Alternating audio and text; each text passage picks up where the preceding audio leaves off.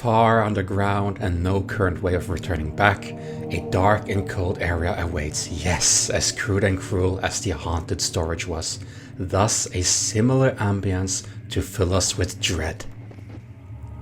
The dungeon ahead was used for criminals of heinous crimes, although this label was used loosely.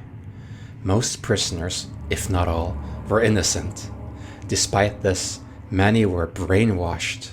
Torture can do a lot to the mind, and I am certain the amnesia potion helps some prisoners blame themselves, slowly accepting that they deserve this. An example of this will show at a later point, namely where prisoners were being brought eventually. This entrance to the dungeon first needs to be cleared of any collapse in the way. Once done, Daniel may proceed to cell area 1.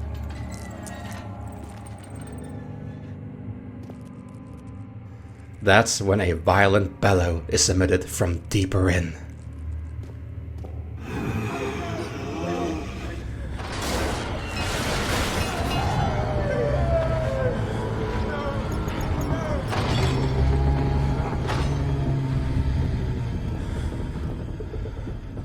A fierce presence haunts these halls.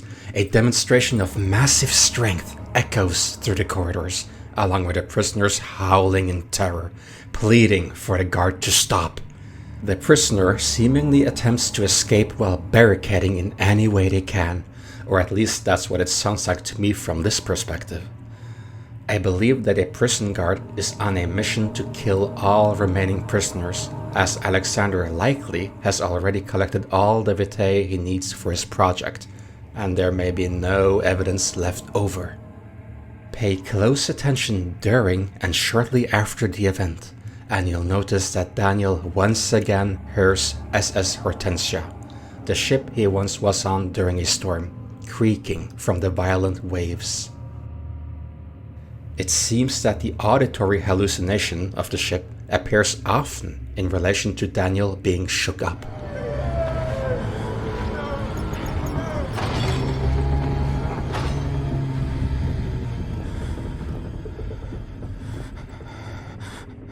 This violent event may be considered similar to when Daniel himself was a prison guard, mercilessly chasing down a little girl like a monster and, at the peak of insanity, becoming a cold-blooded murderer. The dungeon is not a healthy place.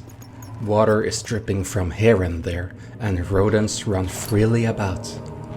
Footsteps can be heard through the halls, sometimes even inside the walls, indicating that gatherers may be patrolling, although this phenomenon occurs in this exact manner many times throughout the game, so it might just be Daniel's hallucination and fear playing a trick on him. There is almost no light, further hinting that the prison's use is declining. Many torches have been removed from their respective holders on the walls, in which case tinderboxes often won't be enough. There are cave-ins, and who knows how long it will be until a big collapse, isolating the entire area. Healthy prisoners to be kept may have long since been evacuated deeper into the facility for harvesting the last bit of vitae. Doors are ripped off its hinges, neatly put on the side afterwards. Did the strong prison guards do this for every remaining prisoner lately, as was the case mere moments ago?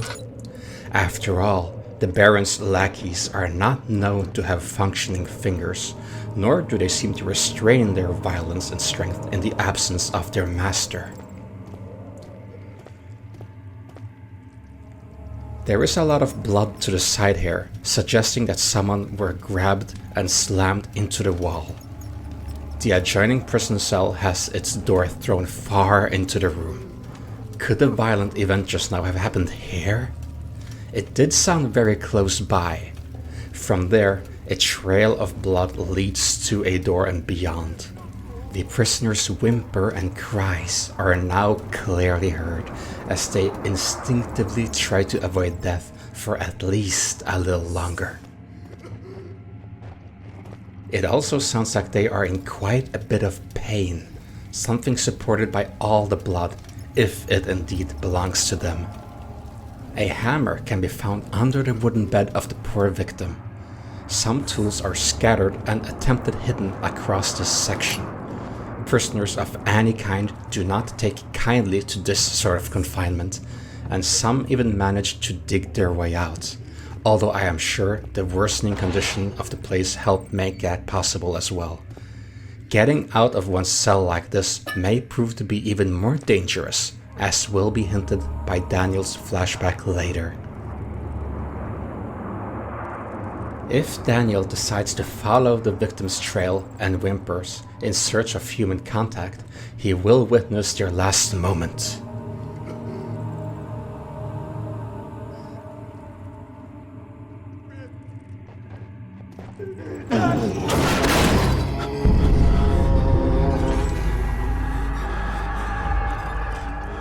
The prisoner's scream is interrupted by a loud strike, and their lifeless body is slung into the door, half breaking it so that it cannot be opened. Blood is splattered everywhere, and a prison guard patrols onward. It makes booming wails, and its supporting metallic construct squeaks and groans as it roams around.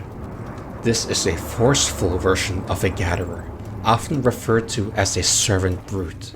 Its aura carries an ambience of strict terror and death, giving no doubt that this is a threat full of brute strength, and it will be wise not to follow, even if the door was functional, lest Daniel ends up executed the same way. If from the get-go Daniel does act excessively heroic with a death wish, he will barely miss the event that just took place, and the sounds at the end may sound a bit more like the door closing behind them, hinting more to the fact that the prisoner was dragged along the floor, instead of the prisoner running away from an angry bull trying to avoid its horns. The victim was likely in the executioner's grasp all along, eventually slammed at the door from the other side as a final act of mercy, something backed up by concept art where gatherers drag their victims around in a dungeon-like environment.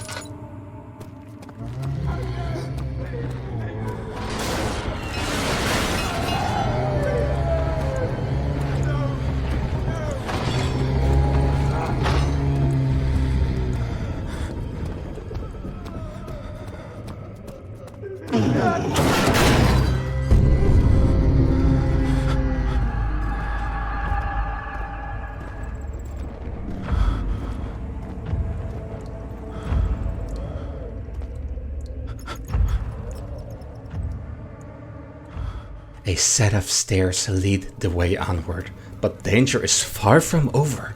A servant grunt will easily notice Daniel upon patrolling and immediately gives chase. If Daniel decides to run the long straight way towards the elevator room, which he might instinctively do, he will be observed for just long enough for the gatherer to fully react on a cognitive level, as while these creatures are usually sluggish in both movement and mind, a fully determined gatherer has the ability to gradually build up momentum and leap towards its prey.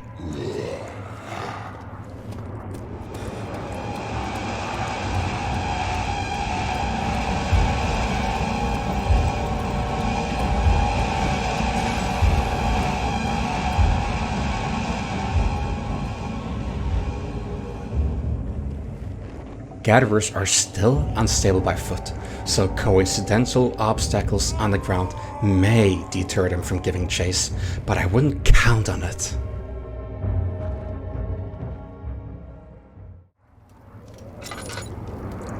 If Daniel instead makes a swift retreat into the more cornered corridors,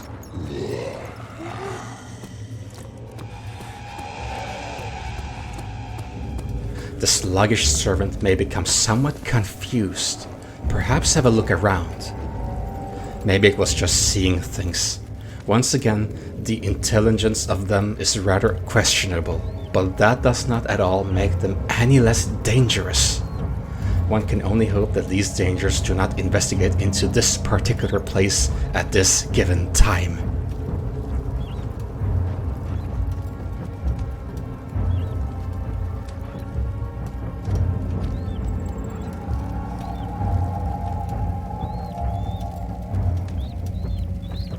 At some points during the game, Daniel may hear the Guardian roar while all light sources turn red for a brief moment. How peculiar, as the Guardian physically does not seem to reach this far into the dungeon. Could it be from within Daniel's mind? Could this be considered a warning?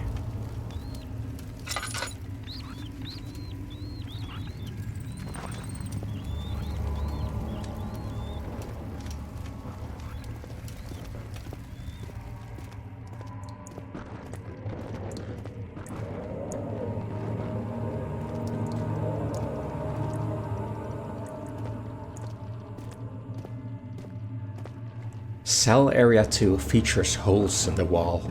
I wonder if this could have been to temporarily store those who passed away during confinement, possibly cremating them. This upper floor connects to Area 1 to the northern prison block, where among other things there will be a crude kitchen. The separating gate is fitted with a padlock, although the other end is not currently very inviting. A brute guard is on duty, possibly the same one, and he is seen walking from the kitchen and proceeding into the northern maze-like dungeon ahead. More violent screams can be heard as this happens. Is the guard chasing someone else now? Are there even more prisoners on the loose? Daniel benefits from investigating cells and rooms in the search for clues and items.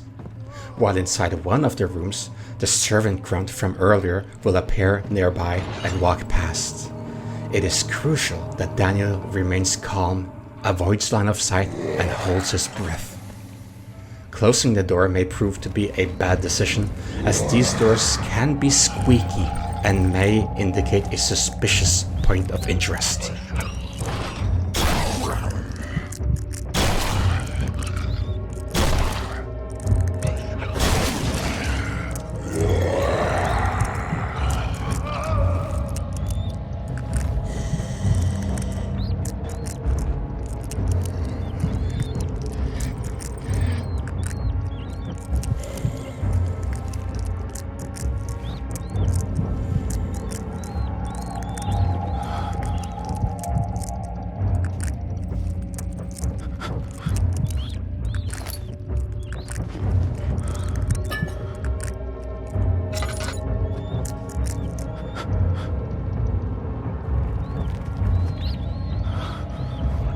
As a result of pushing himself into the least visible corner combined with an inefficient gatherer and some added luck, Daniel has once again avoided a very dangerous confrontation.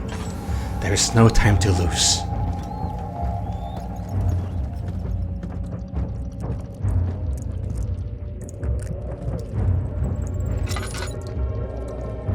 A chair is centrally placed to allow prison guards an easier time. Human ones at least. An oil lantern resting on it further hints that this was intended for Daniel earlier in time, as he would have been one of the few ones bringing a lantern. A chaotic cell includes a leftover chipper, and upon seeing this tool, a suppressed memory awakens. The prison guard is none other than Daniel himself, inquiring about the prisoner's daughter's current whereabouts. The flashback might be brought forth by seeing a similar tool, as this cell is not where the mother and daughter were being kept.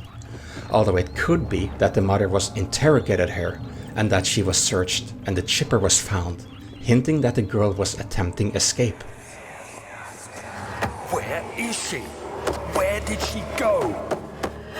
No, I won't tell. I'll never tell you. You're just making things worse. Look, this is no place for a young girl all by herself.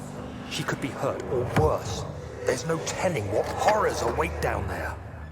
The mother of the child refuses to cooperate with any personnel of such a horrid place.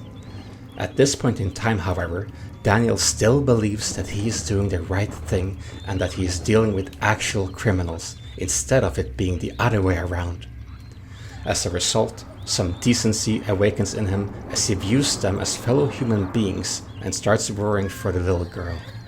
He admits that there are unspeakable dangers lurking in the other prison areas ahead, so she needs to be brought back. Daniel might be referring to two things here.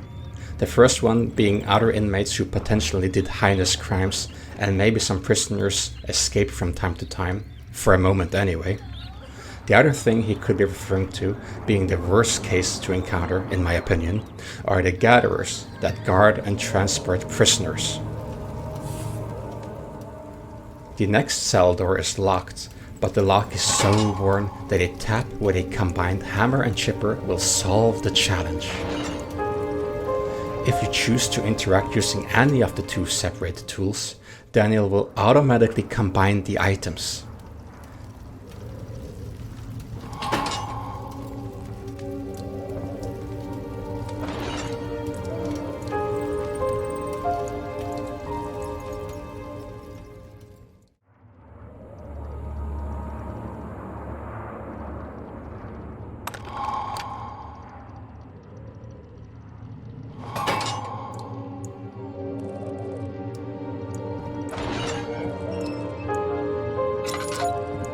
This cell has not been accessed for a while. Very old human remains are underground. A sudden draft comes through a crack in the wall.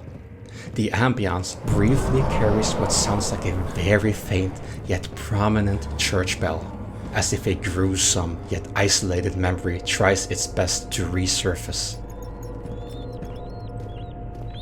A similar, although much stronger variant of this will be experienced in the morgue and in later parts of the game where insanity meets grotesque. The Guardian makes its presence known, roaring and exhaling through a cave-in, trying to keep track of Daniel.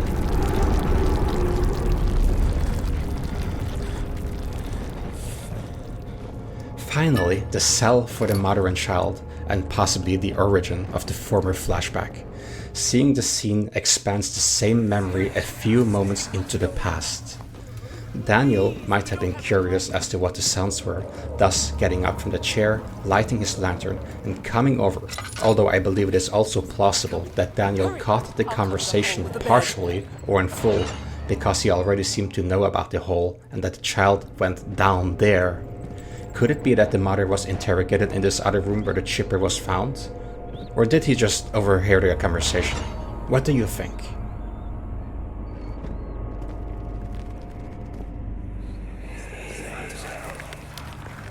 But Mother, I don't want to leave without you. Hurry, child. You must go.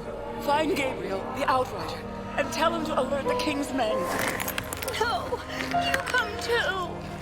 Please, we don't have time to make the hole any wider. But Someone is coming. Hurry! I'll cover the hole with a bed. Everything will be fine. I promise you. The mother sends the child on a quest to alert the authorities.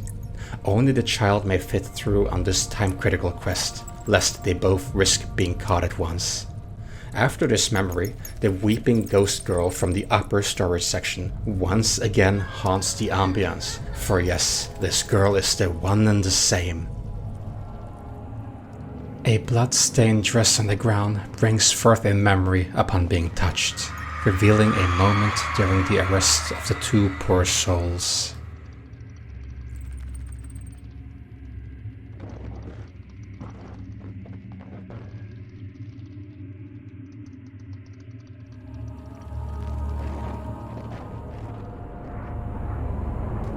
This is where formal Daniel starts his search for the little girl, and where current Daniel inspects the hole with a prisoner's toolkit, for he is currently as much a prisoner as they once were.